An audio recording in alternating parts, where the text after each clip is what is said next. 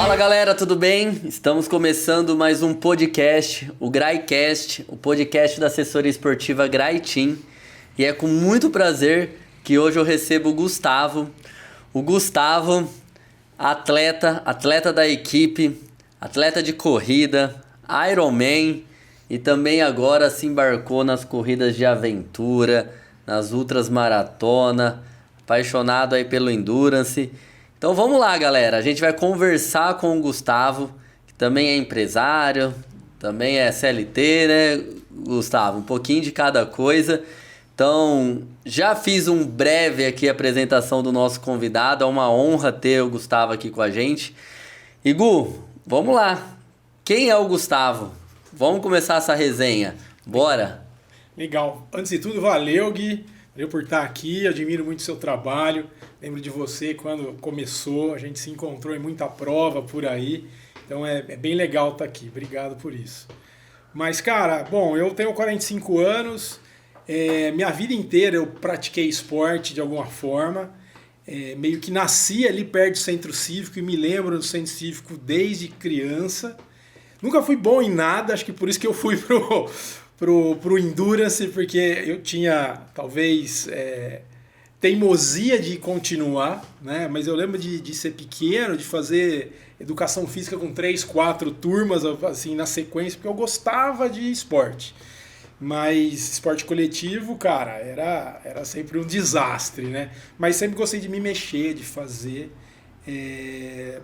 E levei o esporte para a vida, em alguns momentos como uma terapia, em alguns momentos como um hobby, em alguns momentos como ambos, mas eu não me vejo fora assim do esporte ou não tê-lo na minha vida, né? Gosto muito e, enfim, acho que um pouco sou eu.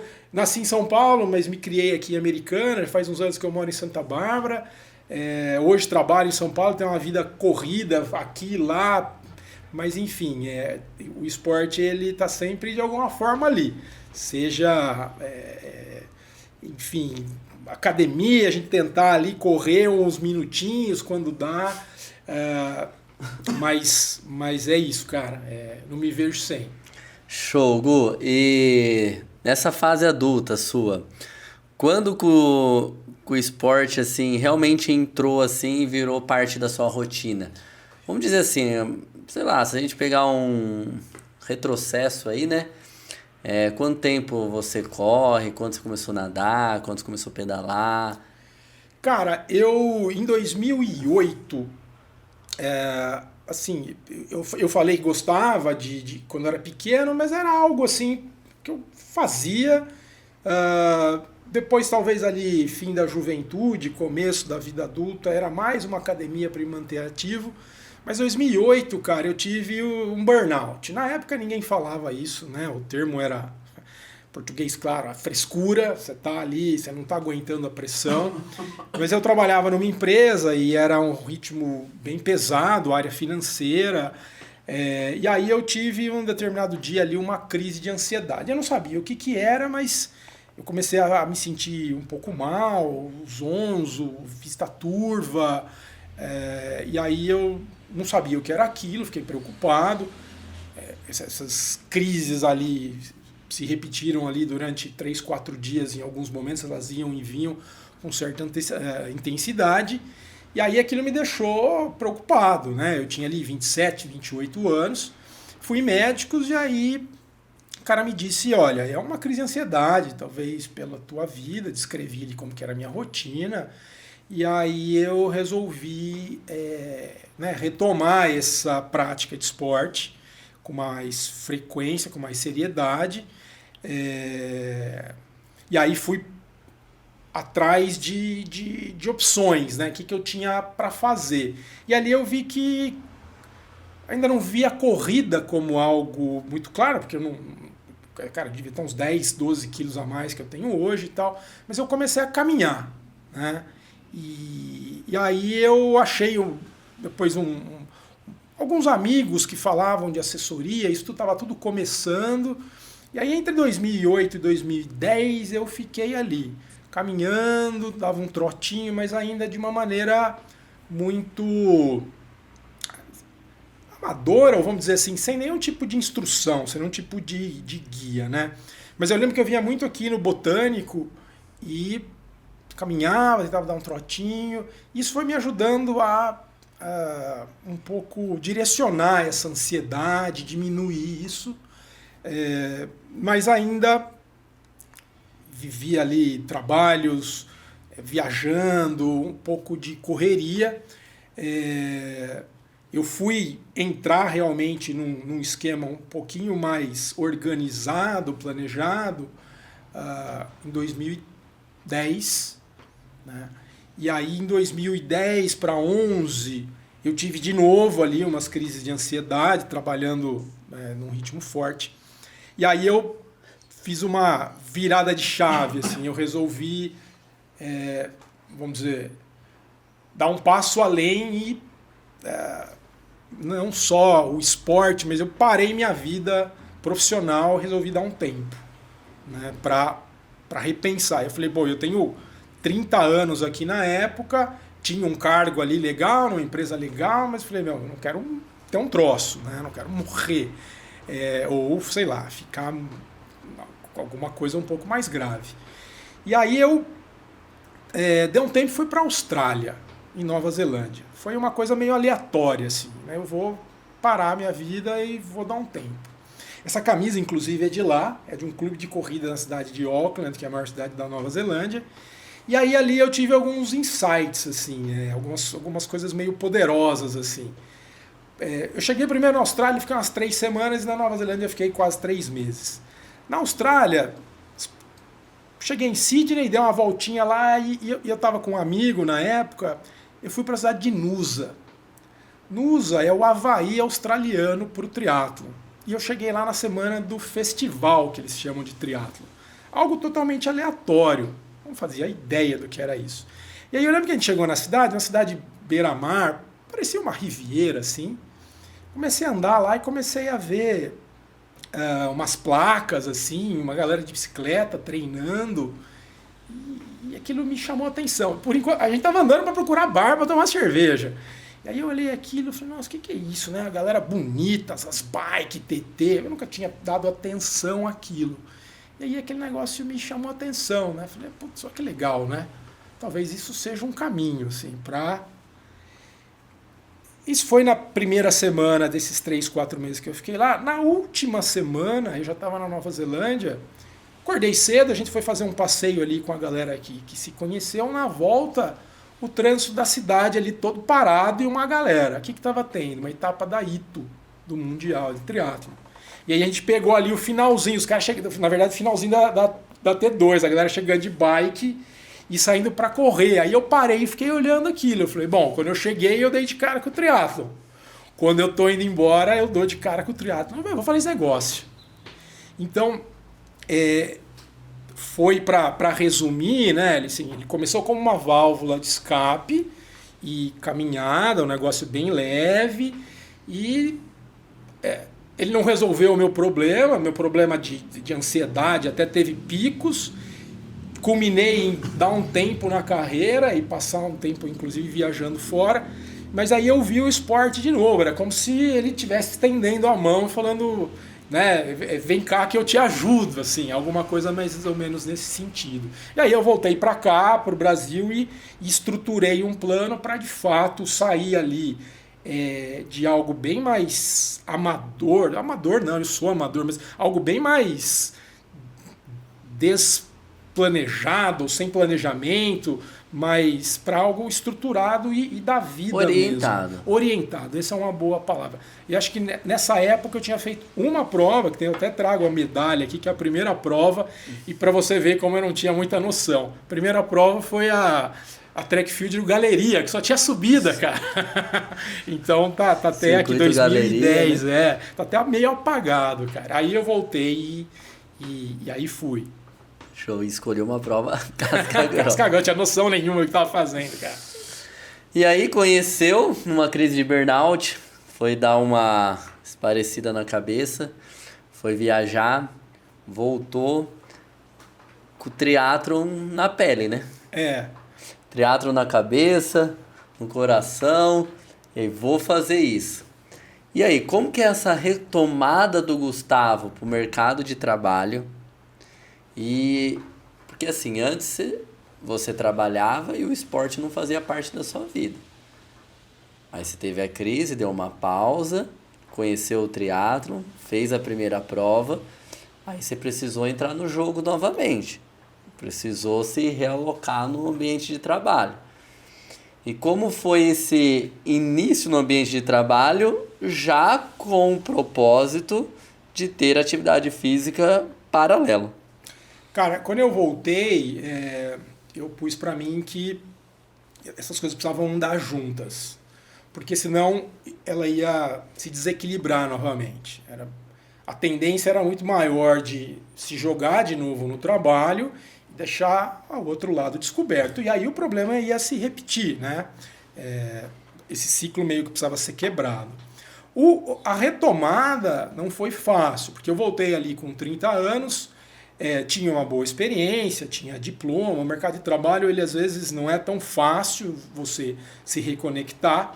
E aí o emprego que eu consegui foi em São Paulo, numa condição que não era muito ideal, não era CLT, etc. E aí eu estava em São Paulo, mas queria voltar a fazer esporte, né? E foi um contrato que eu tinha ali de 6 meses, mas eu comecei a aprender a me virar, né? Então, vai dar uma volta no quarteirão caminhando, corre no fim de semana aqui. Fui tentando encaixar com aquilo que eu tinha disponível. Eu não tinha, na época, recurso. Voltei a trabalhar numa situação abaixo do que eu estava. Eu não tinha recurso para pagar uma academia. Na época, não faz tanto tempo. Assim, eu estou falando de 2012. Mas você não tinha tanta academia como você tem hoje, com esteiras, essas redes.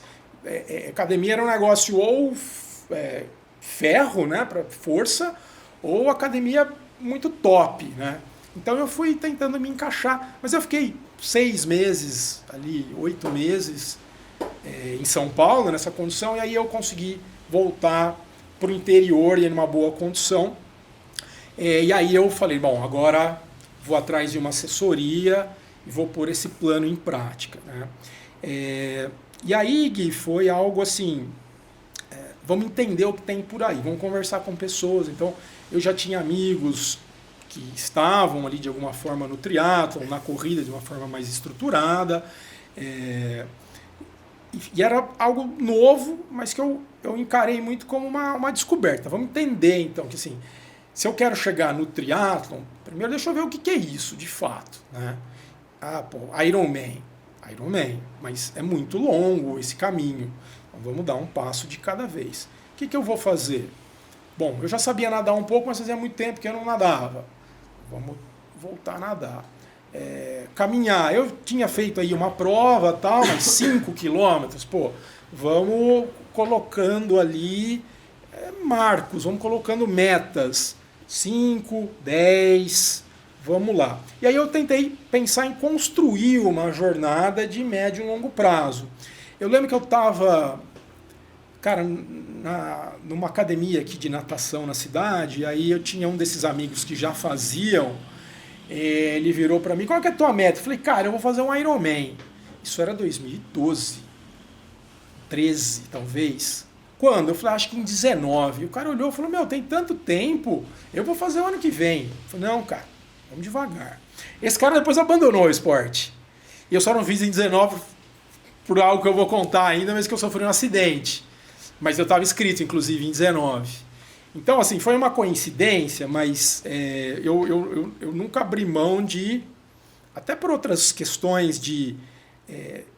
nesse meio tempo eu voltei a trabalhar em outras cidades, grana, tal, mas eu nunca também quis queimar etapas, assim, eu sempre aí fui tentando dar um passinho de cada vez. Mas cheguei lá. Então 2012 foi o pontapé assim para a retomada. Foi. Fez a primeira prova. E qual foi o primeiro grande desafio que você fez? Eu acho que teve uma mudança de vida, assim. Acho que mais do que qualquer prova era sair de uma vida que era mais balada, ou mais churrasco, ou mais amigos, onde o exercício era algo mais secundário, aquela questão só de se mexer, de não estar sedentário, para algo onde você começa a abrir mão dessas coisas. Então, o primeiro desafio foi um desafio de hábitos, né? E aí depois, eu acho que teve o desafio da constância também, em você ter a disciplina e começar, tá bom, se eu vou fazer uma prova de 10, eu preciso, né, treinar um certo volume.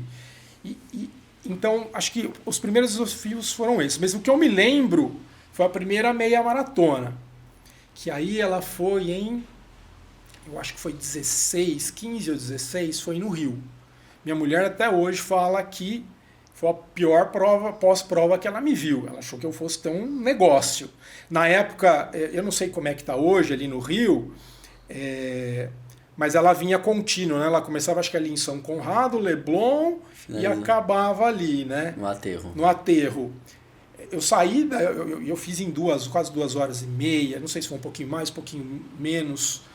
Eu deitei debaixo de uma árvore e fiquei minutos ali, acho que meia hora mal falando, assim, mas eu não tinha treinado direito, sabe? Eu acho que eu tinha feito um treino de 15, fazia 5, 10, encaixava, era uma coisa meio, vamos lá, vai dar. E ali foi um alerta para mim de que tem dois caminhos, você faz direito ou melhor abaixar a régua, a expectativa, e tá tudo bem. Mas ali foi um grande alerta. Então, fiquei feliz de ter conseguido chegar, mas por outro lado eu falei, bom, tem que ser sério. O Gu, qual é a sua profissão? Só para mim fazer um adendo aqui. Eu sou economista de formação, trabalho como gerente de projetos na área de tecnologia, trabalho numa empresa que é norte-americana, fica em São Paulo, e eu lido ali com sistemas, basicamente sistemas de tecnologia. Não, eu até perguntei isso porque é legal quando você deixou esse relato pra gente, que você estrutura, né? Você faz o planejamento e você vive isso no dia a dia do seu trabalho, né? Tem que cobrar a galera de fazer o plano. E eu dou aula também, em pós-graduação, no mesmo assunto. E eu também preciso fazer esses caras, né? E a aula que eu dou, eu sou professor orientador de TCC, de MBA. Então tem um quê também de você olhar ali uma regra de escrita desse TCC e garantir que o cara está seguindo aquilo. Então tem muito disso. É um bom ponto que você coloca. Né? Porque eu falei, tudo estruturado, tudo organizadinho. Então o Rio 2016 foi um divisor de águas também, né, Gu? Porque ali mostrou que se não treinar não chega, né? Não chega, cara. E assim, eu acho que tem um ponto que é, uma coisa é você falar, pô, eu consigo treinar pelo meu tempo, pela minha capacidade aeróbica, etc., muscular, de fazer uma prova em X. Eu acho que a questão não é o tempo, mas a questão é se você está se dedicando corretamente ou não. O tempo é consequência, né, Gu? O tempo é consequência. Daquilo que você se dedicou, né? E não importa se você fez um pouco mais, se fez um pouco menos. A consequência do tempo final é produto final, né? Exato. Daquilo que você praticou no pré, né? No antes prova, né? Exato. Aí então eu fiquei com aquela sensação de que eu não pratiquei, não fiz o meu melhor. Aquele professor, filósofo Cortella, ele fala que é o tal da definição de capricho, né? É fazer o seu melhor com aquilo que você tem disponível. Sim. Então, se eu tenho pouco tempo, se eu tenho pouco recurso, nada disso importa, mas você está com aquela sensação de dever cumprido, né? Com o que eu tinha, eu fiz. E ali eu não tive isso, sabe? Deu aquele amargo do tipo, sabe? E você percebeu isso na hora que você estava na prova, né? Eu acho que chegou um determinado momento que tinha um muro, né? A única sensação era chega. E eu não tinha corrido essa distância até agora, até então, né? Então, foi um pouco de coragem, mas assim, beleza, lição aprendida. Né? Lição aprendida. Aí vamos colocar outro muro aí, pandemia. Você tinha planejado fazer o Ironman em 2029 e em 2012. Eram 6 anos 7 anos, né, de planejamento. Aí em 2016 você teve esse baque, aí em 2016 para 2019 você tinha 3 anos para se preparar. Como foi essa preparação que você já adiantou? Não aconteceu em 2019. Explica pra gente, como foi essa mudança? Eu até não sei se foi realmente 16 ou 15, eu acho que essa meia foi em 15. Mas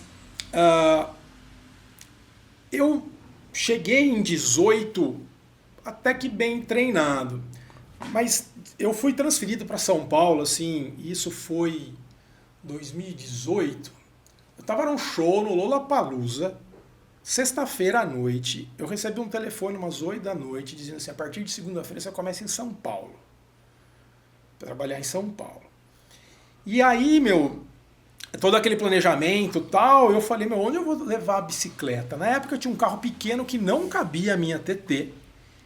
Então, eu fui para São Paulo, que tinha que ir. Fui treinar no Care Club, porque eles tinham umas bicicletas fixas. Eu treinava lá durante a semana e fim de semana fazia aqui.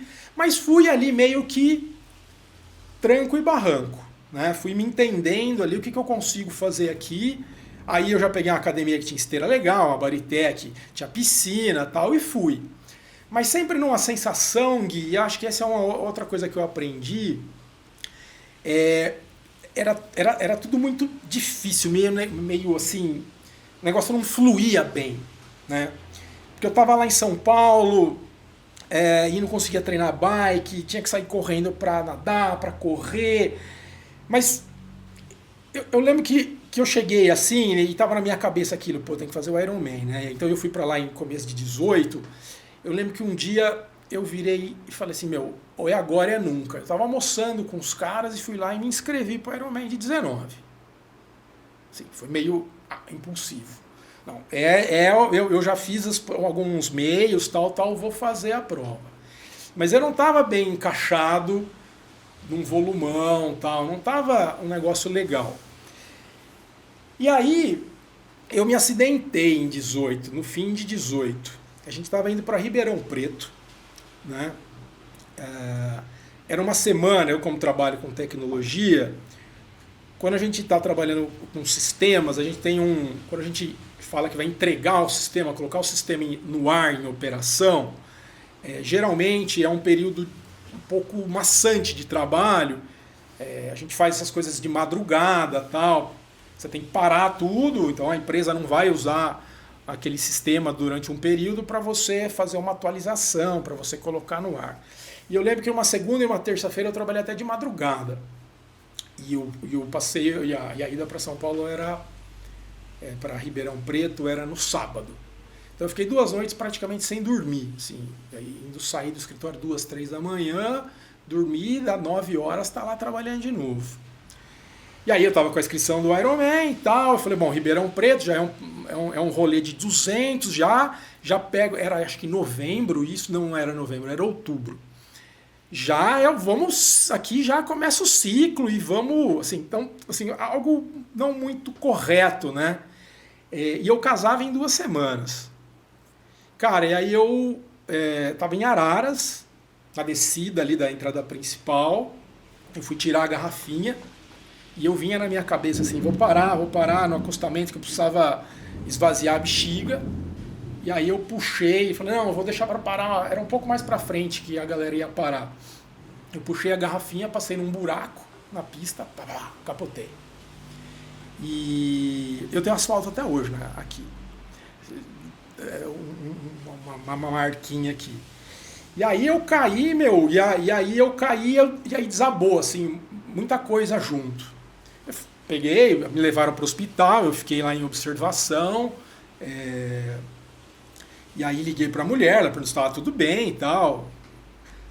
Não viajei para a lua de mel que eu esperava até, eu ia para o Caribe e acabei indo para São Pedro, porque eu estava todo arrebentado, eu não quebrei nada, mas fiquei todo roxo, eu fiquei todo vermelho de ralar no asfalto e tal.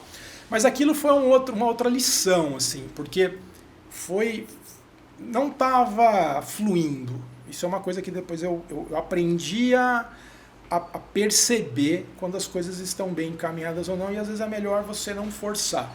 Estava sendo um ciclo forçado. Acho que o grande ponto era esse. Não estava sendo um negócio harmônico, legal, não estava sendo muito divertido. A inscrição que eu falei, que eu estava no almoço, falei, não, eu vou dar um jeito de ir. Foi um negócio que era assim, era talvez até um escapismo, né, da correria que eu estava lá em São Paulo de trabalho. E era uma coisa que ia contra tudo que o esporte estava me ensinando. Que ele era uma... Não vou chamar de uma fuga, mas ele era algo positivo para ajudar a atenuar toda a pressão, e eu estava me pressionando, usando o esporte para colocando numa situação desnecessária. Exato. E aí eu fiquei umas 2 semanas assim, bem mobilidade bem ruim, tal, tendo que ir para o hospital fazer curativo, tal. E aí eu pensei, não tá legal, né? Isso não foi legal. Tirei uma grande lição daquilo. Resolvi não fazer em 19. Aí entrei em contato com o Ironman e perguntei o que podia fazer. Pode pegar a grana ou jogar para 20. Não, joga para 20, né? Não vamos abandonar a ideia. Desistir do projeto. E aí veio onde você perguntou, a pandemia. E aí teve algumas coisas assim que eu em algum momento, em determinado momento eu cheguei até a pensar em abandonar tudo. Aí eu lembro que saiu o Ironman em São Paulo, no meio de São Paulo, e aí eu tinha ficado um tempo sem fazer prova. E aí eu me inscrevi em São Paulo, foi meio que uma redenção, porque eu estava com a inscrição de 20... Do 73. Do 73, mas aí eu retomei, então foi quase um ano, porque eu caí em outubro de 18, eu fui fazer só uma prova de novo em setembro de 19, que foi São Paulo. E aí eu lembro que tem um cara, ele até é bombeiro, o Léo, não sei se você chegou a conhecer, ele está em Santos, ele que me deu uma força, ele virou um dia para mim lá, me viu pedalando, sabe, meio forçado no velódromo, parou do meu lado, começou a conversar ali e tal. Léo, não sei se eu jogo tudo embora, largo disso aqui. Não, vai lá, se inscreve, eu vou me inscrever também e tal. E ele fez, teve mais uns 2, 3 caras que fizeram, e aquilo me deu uma energia. Então eu falei, agora vai, 20 vai, né? E aí, tentando fazer as coisas mais calmas. Aí entrou pandemia. Tanto é que eu fiz o Dama em São Carlos. 1110. Como preparação do Iron, e ele foi num sábado, na segunda-feira fechou tudo. Aí, não tinha Iron, né? Mas eu fiquei a pandemia inteira treinando. Inclusive, tem um fato, não tá certo, mas ele não deixa de ser engraçado. A gente tinha uma galera que ia treinar numa academia de natação aí com as luzes apagadas, porque não podia funcionar. Mas o cara abria e a gente ia numa galerona nadar lá, porque era a galera que não queria parar. Uns porque tinham prova, eu acho que no Iron tinha só eu inscrito, mas uma galera porque falou, se eu parar eu... Só que aí eu peguei Covid, cara. Isso era junho, julho, não tinha vacina, não tinha nada. Aquilo me deixou meio assustado. Aí eu falei de novo, você tá meio acelerado, devia ter, né? Não devia estar aqui, né? Mas beleza, tal, não tive nada. Mas beleza, melhorei rapidamente, assim, não tive nada muito grave, mas continuei treinando. Na época eu morava aqui perto, e eu lembro de sair treinar na rua, assim, às vezes alguém abaixar o vidro do carro, vai pra casa, não pode ficar na rua. Eu falei, a Covid não pega no ar, né? Você não pode ficar. Mas por outro lado me ajudou muito durante a pandemia manter aquela chama acesa. E na época, não sei se você se lembra, mas então, de junho de 20 eles tentaram, novembro de 20, não deu certo. E aí tentou 21, não deu certo. 21 também eles chegaram a postergar 2 vezes, e aí foi para 22. E 22 saiu o Ironman. 22 saiu o Ironman. Na retomada pós-pandemia. E como foi fazer essa prova, Gu? Cara, foi muito bom. Foi assim... foi uma sensação de dever cumprido, foi uma sensação de que a gente pode, como diz aqui, né? Não sei se você já pensou nisso, mas do dia que você for pro seu amigo, você ia fazer o Ironman, quando você fez o Ironman, foram 10 anos. Foram, cara. Não sei se você já tinha feito essa conta. Não, você falando agora foi mais ou menos 10 isso. 10 anos é muito tempo. É muito tempo, cara. E você manter ali, ó. Então, como diz aqui, na própria medalha, né, no símbolo dele, anything is possible, tudo é possível, né? Então, foi muito gratificante. Não foi uma prova fácil, porque a pandemia ainda existia, né? Tinha algumas restrições. Eu fui para a prova, mas minha esposa não pôde ir por umas questões né, que nós estávamos passando ali. Então eu fui sozinho, baita chuva, parei no meio do caminho ali para dormir em Curitiba, prova com chuva, mas foi algo assim muito focado, né? Eu cheguei lá na quarta, então foram dias assim bem focados, bem vividos ali naquela preparação. Eu fiz uma prova muito conservadora, eu queria fazer ali na casa dos 12, eu fiz em 13,5. O meu último quilômetro da maratona, 1,5, eu fiz abaixo de 5 de pace para tentar chegar. Sub-13? Para tentar chegar a sub-13, mas aí assim, eu tive um perrengue lá que passei no único buraco que existia em Florianópolis, que o asfalto estava todo liso e quebrou meu aerodrink. Eu perdi um tempo com um forca-gato ali fazendo uma gambiarra, uns ajustes. Parei como estava chovendo, eu parei nas duas barraquinhas ali das duas voltas da Special Needs para comer, porque eu não queria, né? Eu comia alguma coisa mais sólida. Basicamente era aqueles salgadinhos da Uma Chips que são esqueci o nome daquilo, que são uns bastõezinhos com sal. Eu gostava de comer aquilo na época. E aí eu falei, não vou comer isso na bike com essa chuva que estava dando. Então parei um pouquinho ali e na maratona eu fiz umas transições, eu vi o comentando lá das transições longas, a minha acho que foi maior ainda. E também parei para mudar a roupa na maratona. Mas então no final eu perdi, no somente dos tempos, deu uns 45 minutos. Assim. Então eu me considero um cara dentro do tempo, mas ainda preciso resolver isso. Esse sub-13. Esse sub-13 aí, que foi um tempo alto, mas eu fiz uma prova bem honesta. Esse preciso resolver, você pensa novamente em se colocar no Ironman? Cara, eu penso, mas é como eu brinco com a minha esposa, porque ela fala assim, você vai fazer isso aí e tal? Eu falo, não, o dia que ele me chamar, eu tenho que ir. Então agora eu estou no momento com as corridas, etc. Eu estou de novo em São Paulo, estou me adaptando lá a uma nova rotina, etc. Agora não é o momento. E aí eu não quero voltar àquela correria toda que eu fiz lá atrás. Então, se tiver que fazer, eu quero fazer seja um ciclo mais limpo, mais tranquilo. Tranquilo no sentido mais mental, mais de carga. Porque nunca é tranquilo treinar 15 horas, 20 horas por semana. Não é. E, cara, tem uma coisa que eu não te contei, mas acho que vale aqui pelo ensejo. Quando eu estava no ciclo ali, e essa era uma coisa que eu tinha feito quando era menino, na época de videogame, que era ficar comprando e vendendo fita, videogame e tal. Eu vi que dava pra comprar e vender coisa de bike. E eu tive um e-commerce de venda de bike entre 16 e começo de 19. O mundo não era igual era hoje, né? Que você tem um monte de gente com loja estruturada e tal. Mas até isso eu cheguei a fazer para me ajudar com prova, Então eu importava coisa de fora, vendia. Cara, quanto pegar o carro e pegar óculos daquela marca Roca, eu trazia de fora, ninguém tinha aqui, e saía distribuir isso por aí, porque os caras, nossa, você vende esse óculos? Vendo. Algumas coisas assim. Fui viajar uma vez, cara, eu fiz um meio em Portugal. E aí eu peguei uma escala na Espanha. Falei pra minha mulher, não, a gente vai passear, só que eu preciso pegar uma coisinha, eu precisava pegar uma roda pra pagar a viagem. Eu comprei uma roda lá e vendi aqui.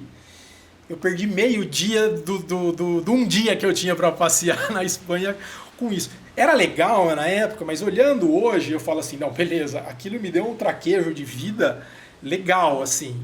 Mas tem que ser uma história diferente, se for acontecer. Porque dava uma correria danada. Então, por um lado, Gui, nesse meu ciclo, por exemplo, eu assinava 3 revistas gringas de triatlon. Eu assinei uma revista australiana, uma americana e uma europeia. Porque eu queria entender aquilo, queria entender equipamento, o que a galera falava. Mas hoje eu olho isso e falo, cara, eu já não sou mais aquele cara que queria fazer um monte de coisa, que queria ter informação de tudo quanto é lugar. Então, se tiver que ter um segundo ciclo, cara, ele tem que ser um ciclo que ele responda por si só, que ele tenha, sabe, que ele seja diferente. Que aquela loucura, cara, foi bacana. Não dá mais. Mas não dá mais, cara. Até porque não tem mais idade pra se enfiar nessas enrascadas, né? Mas é legal também, que eu tô indo pro 5º Ironman Full agora, mas cada um numa etapa diferente da minha vida. E o último que eu tinha feito era 2018, eu voltei a fazer em 23 e agora eu vou voltar a fazer em 26. Muito então, bom. São passos da vida que hoje de 23 para cá, eu passei por um período que eu tive que reestruturar, organizar a minha vida para mim entrar num ciclo. Então hoje, até agora, na 5ª semana de treino para o Ironman Full de 20, então vamos dizer aí que foi 25%, tá sendo muito prazeroso, porque tá tudo organizado. Daqui 10 semanas, talvez, não sei se eu posso estar falando a mesma coisa, mas agora sim. Gu, aí acabou 22, Ironman, tudo. 23, começou as loucuras aí das corridas, dos trail, né? 23 eu ainda fiquei ali, eu ainda fiz o meio de São Paulo no fim do ano, tal. Aí, cara, me aconteceu um negócio, eu tava pedalando na Bandeirantes, deu um chain suck na corrente da bike, né, quando você troquei a marcha meio errada, a corrente entrou e rasgou o quadro, trincou meu quadro da bicicleta. Ali eu tive um pouco de um momento assim de que talvez esse ciclo tenha acabado. Por quê? Eu fiquei no meio da estrada, o caminhão eu lembro que meio que tirou fina de mim, aí eu fiquei um baita tempo para alguém me buscar, eu estava quase no pedágio de Limeira. Tive problema com o seguro da bike, sempre paguei seguro da bike, aí os caras queriam pegar minha bike com a minha roda. Foi uma história assim estranha, né? Porque eu tinha segurado a bicicleta e a roda como coisas separadas. Aí o cara só quis pagar minha bicicleta se eu desse meu par de zip que eu tinha, que era de competição. Eu falei, cara, não faz sentido isso. Tive que brigar, e aí, cara, assim foi um negócio que me deu uma carga. Eu falei, cara, não quero esse tipo de coisa. Então, eu meio que ali eu fechei a porta. Então, no final das contas, foi 24. E aí eu falei, mas eu não posso parar. E aí que entrou o trail, acho que foi final de 24 que eu te procurei, que daí eu falei, pô, não, então deixa eu acalmar isso. E eu falei, pô, o Gui tá aí, eu na época nem sei onde eu tava da minha vida trabalhando, mas eu falei, pô, o Gui tá aí, Americana, tal, vamos recomeçar e vamos recomeçar com ele. E aí sim fui pro trail. E aí no trail, né, cara, a certa teimosia e vamos que vamos, né, continua de uma certa forma, né? Eu falo que a gente muda, mas a gente não muda, não né? Muda muito, né? Agora olha quilômetro, não olha a prova, né? Mas a primeira prova que eu fiz de trail, eu peguei e me inscrevi numa de Brotas ali, que era meio tranquila e tal, e aí eu fui na Pedra Grande, sem saber quase nada. Eu tinha um tênis que é trail, mas trail não é algo muito bem definido. Nós tivemos conversa sobre isso. Você tem vários tipos de trail dentro do que se chama de trail, né? Tem pedra, cascalho, que mais sobe, ou que é mais plana, que é mais terrão. Tem prova que vai ser mais terrão, mais estrada, tem prova que vai ser mais o trail raiz, né? A trilha mesmo. A trilha. E tem trilha que é só pedra, só morro, tem prova que você escala e tem de tudo, né? E eu não sabia nada disso. E aí, diferente de quando eu comecei no triatlon, que eu fui lá e assinei as revistas e procurei entender isso, esse cara aí eu falei, vamos descobriu na raça. Vamos na raça. É no meio da natureza, gostoso. Cara, eu me inscrevi na Pedra Grande, tinha chovido a semana inteira, me inscrevi para a distância era 20, no final das contas dava um pouco menos. Mas no 12º tombo eu parei de contar de tanto que eu tinha caído, cara. O tênis não funcionava, eu tentava andar fora da trilha para passar a galera e caía em raiz. Cara, foi um desastre. Foi um desastre. Aí eu lembro que que tinha uma bifurcação para continuar para a distância que eu tava e uma para ir 11, 12. Eu nunca fiz isso, nunca tinha feito isso até então e nunca fiz de novo. Eu cortei o caminho, falei, vou embora disso aqui. Eu vou embora disso aqui. E aí eu tinha uma aula marcada e eu tinha na minha cabeça que eu ia fazer em X horas. E não ia, assim, pace não existe no trail. E aí eu comecei, eu tenho que dar aula daqui a pouco e preciso voltar, eu estava em Atibaia, tal. Eu desisti, né? Terminei a prova, mas a distância é menor. E aí tinha um cara lá, que é o Naldo, ele é de Sumaré, é um cara fantástico, e eu fiz um tempo academia com ele, e ele que falava pra mim do trail, tal. Ele fez lá o wide, 200 e tanto, tal. Mas é um cara que tem uma história sensacional, e um cara que é meio assim, cara, ele só vai, né, meu? É um cara que ele se planeja tal, mas pra ele é tudo muito fácil. Então eu fui meio que, o Naldo tá indo, vambora, né? Eu lembro que ele tava lá, só pra assistir, eu falei, não, eu nunca mais vou pisar numa trail. Eu não quis nem pegar a medalha. Aí ele foi lá pra prova e falou, meu amigo aqui e tal, tá começando agora, ele pode passar no porte, pegar a medalha. Aí eu não queria, eu queria só ir embora. Aí ele foi lá, tal, eu passei no porte, peguei a medalha, me deu um DNF, tal. Cara, eu vim, assim, cara, não é isso, né? Eu não lembro se a gente já estava junto nessa época ou não, mas eu fiquei naquela, não vou. Acho que sim, porque o Guilherme Teixeira, a mãe dele me deu aula e eu conheço ele de pequeno, que eu estudei com o primo dele, e ele estava nessa prova. E aí depois eu falei com ele, falei, Gui, que furada. Eu falei, não, cara, essa prova é mais difícil, por causa que choveu a semana inteira, seu tênis. Aí os caras começaram a falar, eu tenho tênis lá com o seu lado Vibram, que tem aderência, papapá. E eu respirei e falei, não, peraí, o que nós vamos fazer aqui? Né? A gente vai e vai entender, vai com calma, vai com humildade, vai se planejar, ou vai na loucuragem? De novo, retomando aquilo. Se o esporte foi algo para me ajudar, eu também preciso me ajudar, né? Ele me ajuda para... O esporte tá te ajudando e você ajuda o esporte também, né? Não dá para ir na loucura, né? Aí eu refiz uns planos, tá? Eu lembro da gente ter conversado, tal, e tentei montar uma linha do tempo um pouco mais... Pé no chão, né? Mas tem alguns perrengues ainda, né? Então, aí você foi para algumas provas, tem as medalhas aí. Aldeia, né? Morungaba, né? Aqui do lado da gente aqui, Joaquim Egídio, Campinas, Morungaba, Amparo, passa ali um pouquinho de cada coisa. A Indomit, né? Pedra do Baú, né? Pedra do Baú, ali em São Bento, Sapucaí. Deus me livre, meu Deus. Cara, aquilo ali é casca. E a mais recente agora... A do El Cruz. El Cruz. Então vamos lá, vamos falar um pouquinho rapidamente aí da... Tá na ordem certa? A primeira veio aqui, tá só essa aqui foi a última. Mas essa aqui que tem uma história legal, né? Manda ela. A de Morungaba. Bom, aí eu me inscrevi em Morungaba e treinando aqui em Canavial, Bike Hotel, aqui que é plano. E fui pra lá, vim fazer 25 e não peguei GPX, né? Era aquele cara que corria na rua. Na rua você tem tudo demarcado. E se der algum problema, você passa a fita e pega um Uber, vai embora de algum jeito.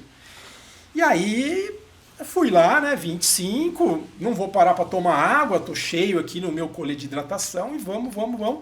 No ponto de corte ali, do 25 ou para seguir para os 50, não tinha placa, não tinha nada, ou pelo menos eu não vi. Eu assinalei pro cara, né, 25, e ele só dando com a mão aqui, né.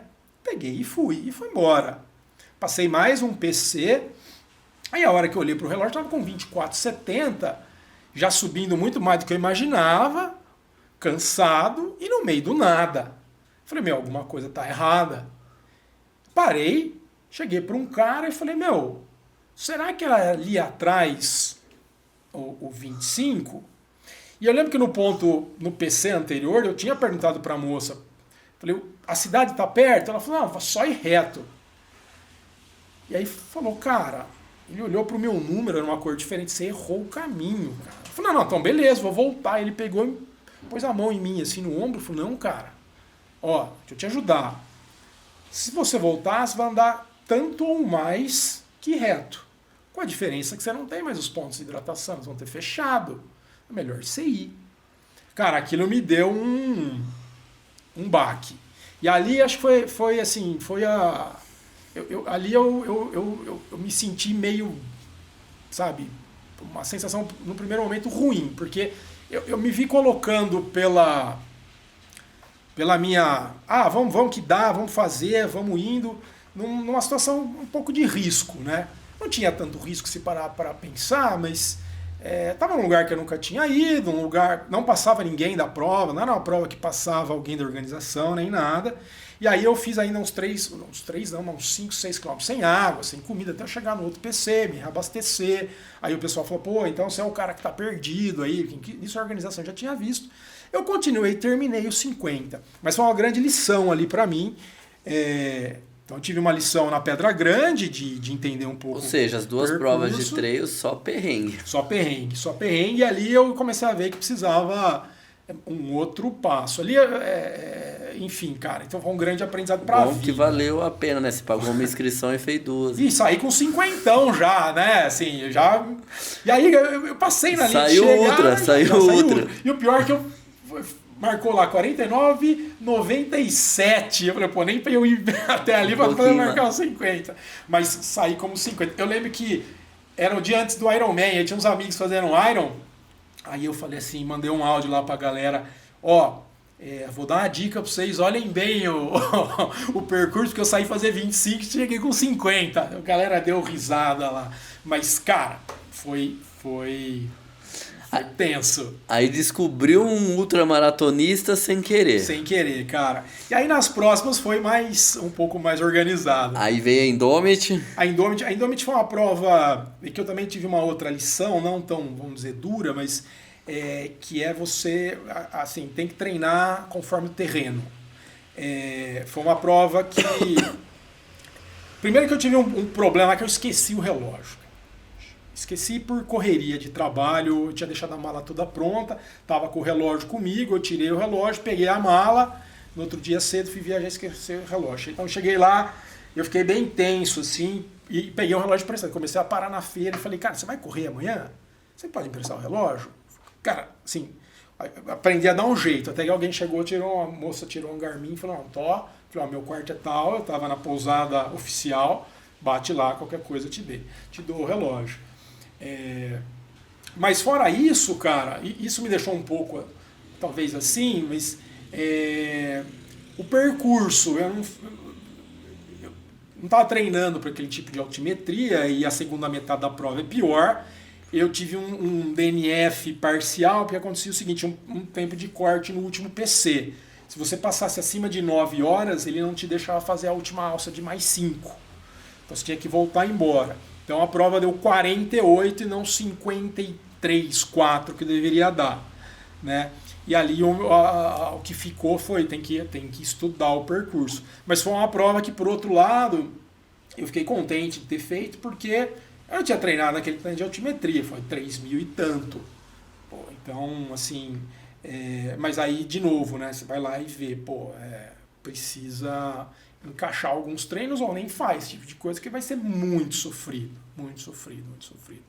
Mas foi uma experiência válida. Esse ano eu estou inscrito de novo, ela cai no meu aniversário, então eu falei, não, eu preciso tentar fazer diferente. Gu, e a El Cruz, que é uma prova bem famosa aí no mundo. Gente do mundo inteiro procura fazer essa prova, são 100 quilômetros, né, Gu? Dividido em 3 dias. Só morro também, né? Só montanha. Só montanha na Patagônia. Essa aqui eu fiz um bom planejamento. Você fica acampado 3 dias, então eu me inscrevi numa prova preparatória, vamos dizer, que era na Serra da Canastra em maio desse ano, que também eram 3 dias acampados, uma estrutura menor, tinha uma pousada de apoio e tal. O Cruci não tem, mas para entender como que era dormir em barraca, papapá. E a prova, e aí fui para o Cruci já muito mais estruturado. Aí o Cruci não dá GPX para você, mas, cara, é uma prova sensacional. Eu acho que quem gosta de montanha, se tiver oportunidade, ela é espetacular. O custo dela é mais ou menos de um Ironman, mas você tem 3 dias ali com refeições, com tudo incluso. E é lindíssimo. Ela deu 99, acho que no acumulado, 98, com 4.600 entre os 3 dias. Varia um pouco o terreno, mas você basicamente tem, dos 3 dias, 2 dias com bastante subida. Aí você sobe alguns morros bem altos, e um dia do meio ele é mais tranquilo. Acho que o maior desafio ali é que você tem que tomar banho no lago e banheiro químico ali, tem algumas coisas que não são tão confortáveis. À noite faz muito frio, eu tive sorte de não pegar um tempo muito instável, uma região de tempo instável. Uma semana depois, inclusive, nevou lá, também não é dessa época. A gente está num mundo aí que as temperaturas, o clima está bem mudado, então ele é uma prova que traz esse fator. A gente não sabia muito bem o que encarar e a gente olhava a temperatura, a gente olhou a temperatura antes de ir. Depois a gente não tinha acesso ao celular, você não precisava ficar em acampamento no meio do mato, Mas é uma prova espetacular, lindíssima, organização impecável, o exército argentino ajuda nos acampamentos, a organizar as coisas. É um clima tranquilo, assim, e até por você estar desligado de celular e tal, é algo espetacular, Gui. E eu te agradeço porque, cheguei nela muito por conta de todo o apoio, o treinamento que nós fizemos juntos aí. E o que vem pela frente agora, Gu? O que você planeja? Cara, esse ano aqui eu tenho algumas provas já inscritas, mas são provas ainda ali 40, 50, então tem Indomit de novo, tenho a Maratona do Tri-Rex, não tenho nada ainda fora da casinha inscrito, mas eu tenho a vontade de fazer 100 km. 100 km direto, você fez 100 km, mas em 3 dias. Em 3 dias eu tenho vontade de fazer 100 km, não sei se vai ser esse ano, se vai ser o ano que vem. Então eu tenho prova até setembro, cada 2 meses ali tem uma prova maior, e de setembro em diante, se a gente vê oportunidade ali, se tiver num ritmo bom, se tiver uma prova legal que dê para encaixar, talvez. Se não, vamos para 27, não tem problema. Legal. Gu, então a gente passou aí, vamos dizer, do triatlon para corrida de rua, para corrida de aventura, para corrida trail. Você pode me explicar, assim, de sentimento, qual é a diferença do nada, pedala e corre para uma prova na natureza? O que você sente nisso? Cara, eu acho que o triatlon, ele tem um negócio muito legal de você ter uma sensação que você pode fazer muita coisa. Porque são esportes bem diferentes e você precisa ali se organizar em termos dos equipamentos, da transição, etc. Eu acho que ele sempre me deu uma sensação depois assim de muito bem-estar, de que eu sou capaz, de que assim, olha, a diversidade aqui de modalidades e tal, eu fui lá e fiz. Eu acho que a corrida trail ela tem um aspecto talvez um pouco mais introspectivo, de você tem que focar ali, muitas vezes a distância é única, a modalidade é única, e assim, 55 na Indomit deu quase um Ironman. Você pedala muito mais, você faz uma distância muito maior no Ironman, mas o tempo é quase igual. E eu acho que você tem um jeito diferente de ver, de trabalhar, a cabeça, e tudo aquilo que também está ao seu redor. Mas tem um jeitão diferente até nos próprios competidores, na dinâmica. O triatlon acaba sendo algo mais quieto, mas o trail você tem um pouco mais de conversa, você tem alguns momentos ali que são até um pouco mais, posso dizer, tocantes, assim, que você se vê refletindo mais. Você está na subideira lá, não adianta você pôr marcha, você não consegue subir, muitas vezes você tem gente na sua frente, então aquilo te faz pensar um pouco mais. Então é um jeitão diferente. Então vamos definir aí para você hoje,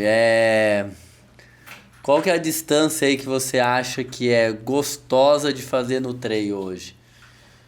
Olha, Não vamos falar pra mim que fazer 100 km, 50 km é tão gostoso assim, né? Porque eu já fiz, eu sei como que é. Mas o que você tem, assim, vou fazer um treino, ou vou pra uma prova. Essa distância pra mim é legal, porque quando começa a sofrer já acabou. Nessa pegada, o que você acha que é gostoso hoje? como o trail varia um pouco, né, do terreno, mas eu acho que assim, para prova, 4, 5 horas é um negócio legal. De tempo. De tempo é legal. Você fala. Isso você falaria também no triatlo ali, até uns 73? Um 70, ou 73 eu acho que ele sai assim numa boa, né? Eu só fiz um full. Mas o 73 é aquele negócio, você sai falando numa boa. O meu full eu saí muito bem. Mas, pô, todo ciclo é mais duro, né? Sim. Isso eu até falo pra galera, né? Às vezes a gente planejar a prova também é planejar o tempo de dedicação pra prova, né? Porque às vezes a gente quer fazer algo e é aquela coisa que a gente conversou antes, né? De organizar o tempo. Porque assim, se não treinar, vai vir a cobrança. Sim, sim. Entendeu? Vai vir a cobrança, vai vir a dor, ou vai vir a frustração. Então, assim, quando a gente se coloca em situações, porque ninguém inscreve a gente, né? Nós que se colocamos Exato. nas enrascadas, né? E é igual você falou também no começo, né? Eu tô fazendo uma coisa pra me fazer bem e eu tô me colocando uma pressão Não. que não é legal, que é desnecessária, né? Gu, e falando dessas questões aí, a principal, vamos dizer, o principal ponto da atividade física, no caso, o triatlo, a corrida na sua vida, foi para você se sentir bem. Sim. Foi para você conseguir lidar com as situações de trabalho, de dia a dia, ter prazer. E o que você fala para essa galera aí hoje? O que você deixa de mensagem, assim, que a sua experiência pessoal, para talvez a galera... Eu não vou falar que é um erro, porque às vezes a gente entra numa bolha e não percebe, mas que talvez para que isso a pessoa talvez consiga identificar antes, para que não chegue num estado de burnout, para que não seja num estado de ansiedade, de depressão. O que você poderia deixar para essa galera aí? Eu acho que faça o seu plano, né? Assim, se você gosta de qualquer que seja o esporte, o plano é seu. Não, acho que não se põe a pressão de tantos anos para fazer uma prova tal. Cada um tem a sua, né, o seu ritmo, a sua capacidade naquele momento. Faça isso por você. Não faça pela rede social, não faça pelo outro. Só que também não desista, assim. Porque você pode traçar o plano. Quando você traça um plano, a única certeza é que esse plano vai falhar. Só que sem o plano você não tem nada. Então o plano você tem que se adaptar.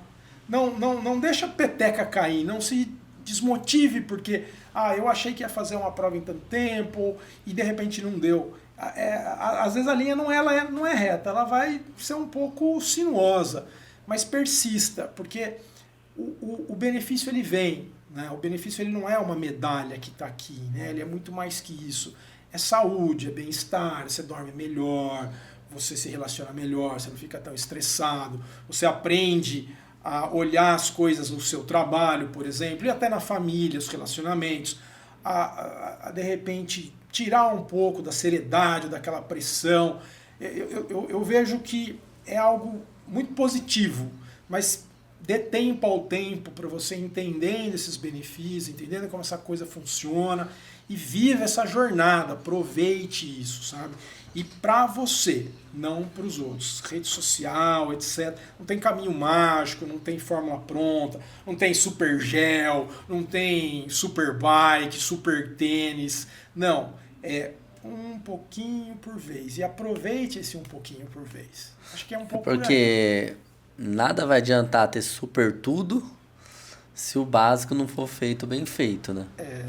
e até legal, né? Você, antes de você ter o super tênis, você ter um tênis assim, aí você entende ele, aí compra um pouquinho melhor, vê a diferença, né? Você vai sentindo tudo isso. Porque senão você vai pro super tênis, tá bom, enjoei, não é isso, né? Acho que tem que ir devagar. Perde um pouco o sentido. Perde. Pra gente resumir essa situação de como era o Gu antes e pós-exercício. Antes Ironman, antes trail e agora vivendo com o esporte fazendo parte da sua rotina. Então, de forma bem simples, assim, bem curta, quem era o Gu antes e como que é o Gu agora? Eu acho que antes era um cara mais estressado, que as coisas me irritavam mais, talvez não tinha tanta paciência, um pouco fora do peso.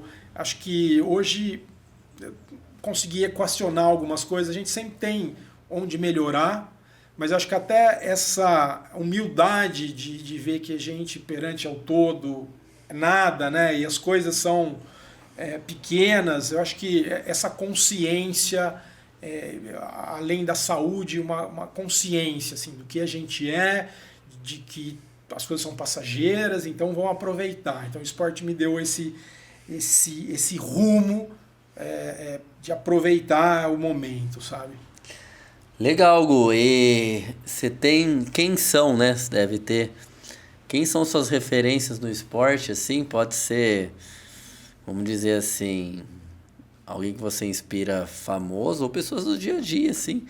Porque às vezes a gente não tá com vontade de treinar, né? Às vezes a gente não tá habituado. Aí você vê alguma coisa, ou até mesmo numa rede social, ou você passa na avenida vê alguém. Mas tem algo que te motiva, assim, algumas referências de pessoas que você vive ou convive no dia a dia, que você acha que é legal? Gui, eu até sigo algumas pessoas, mas acho que ninguém especial. Eu gosto de escutar as histórias de pessoas como eu, assim, né?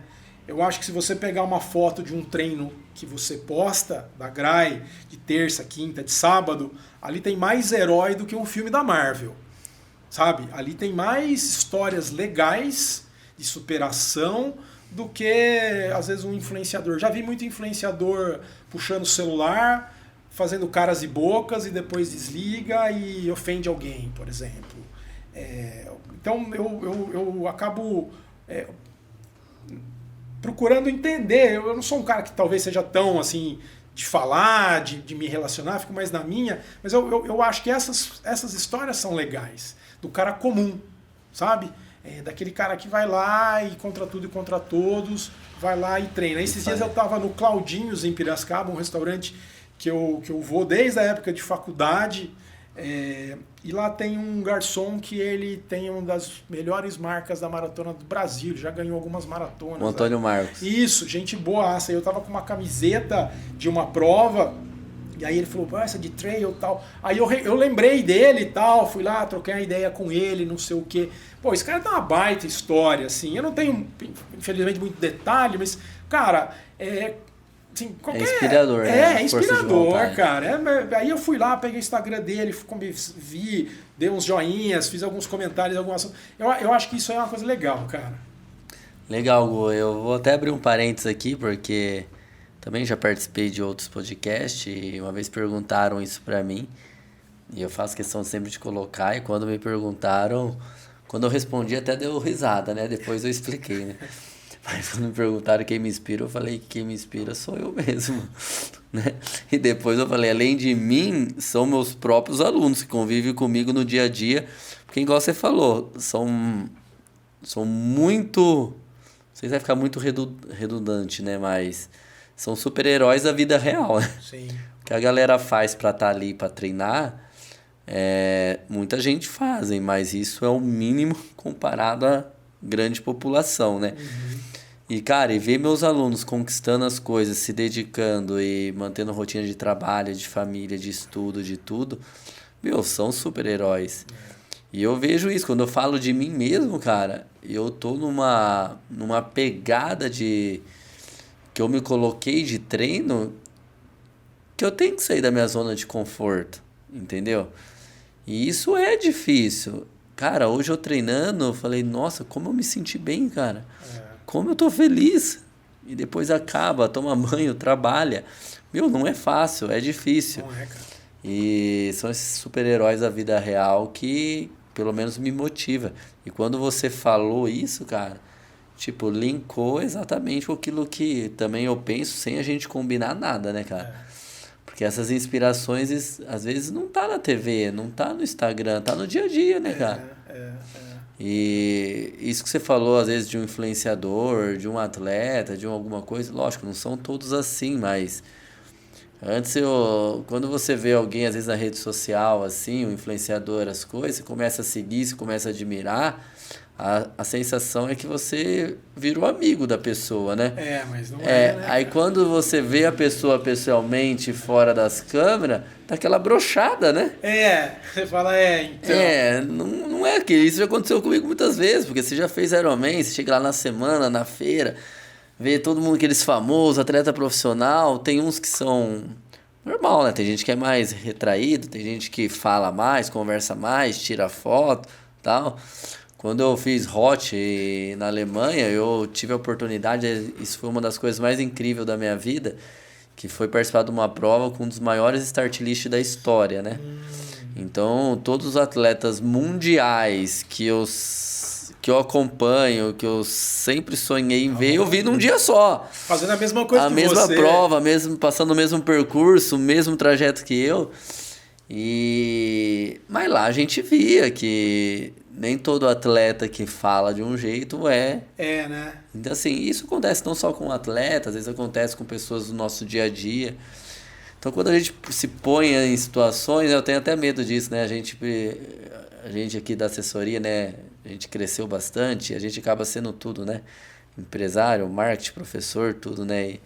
E uma das orientações que eu tenho é de eu me dar mais a cara, né? De colocar mais a cara, de falar mais. Eu fico sempre imaginando como que o pessoal tá me vendo eu fazendo isso, né? Porque eu quero ser a mesma pessoa. Sim. E às vezes a pessoa faz uma leitura sua que não é sua.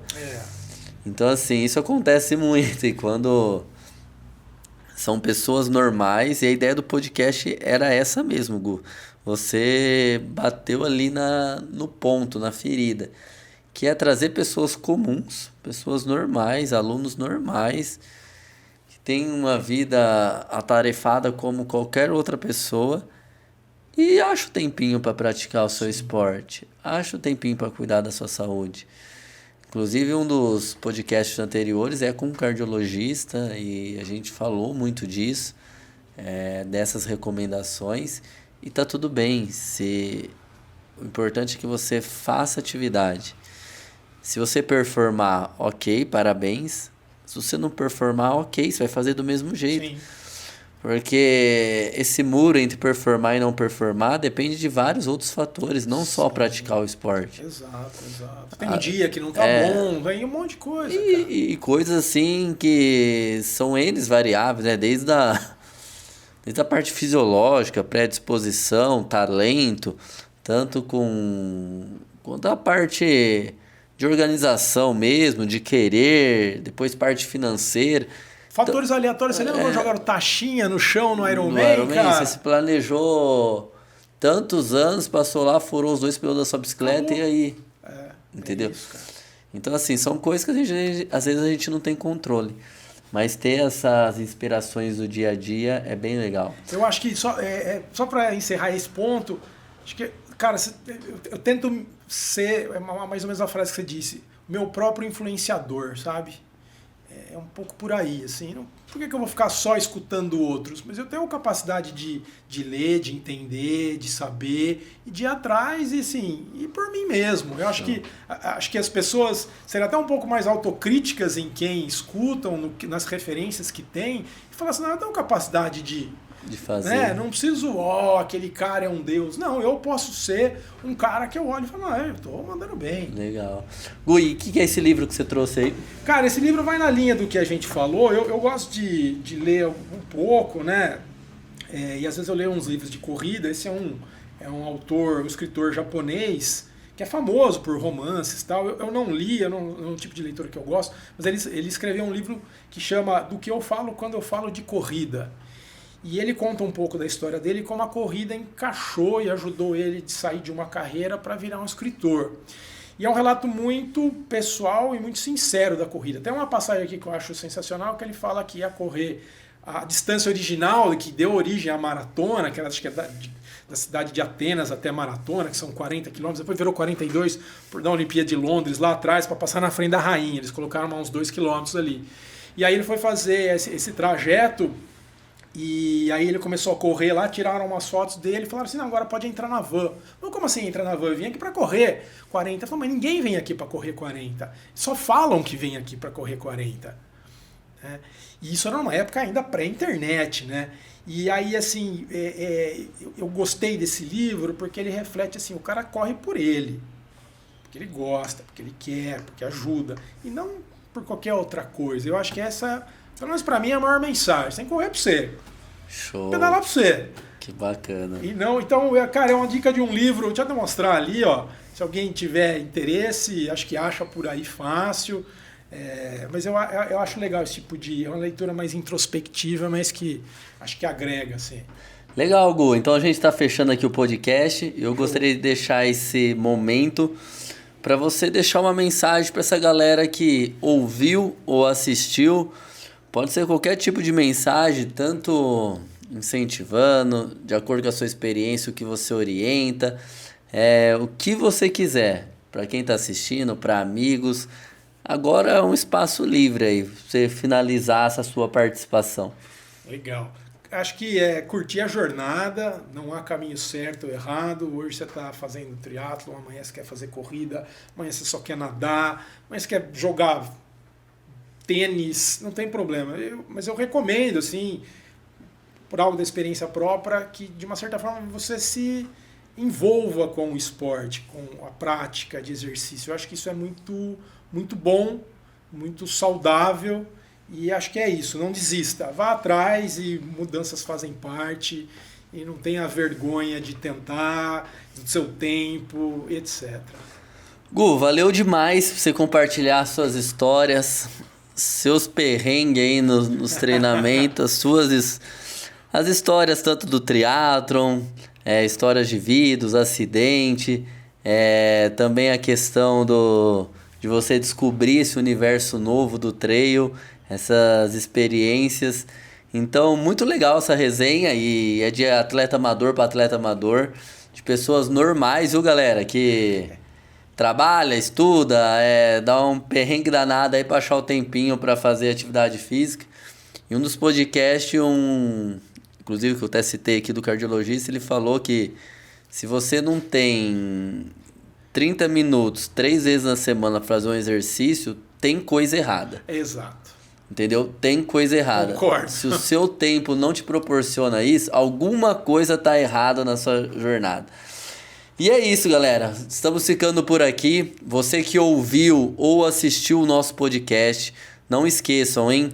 Curte lá, deixa seu like, compartilha, clica no sininho ali para você receber as notificações, os próximos episódios também. Ajude a gente nessa jornada. São histórias como essa que inspiram e traz essa força, essa vontade de vencer e de conquistar. Então é isso. Eu sou o Gui. Hoje tivemos o Gu aqui como o nosso entrevistado do GraiCast, o podcast da assessoria. Até mais. Obrigado, Gu. Valeu, Gui. Valeu.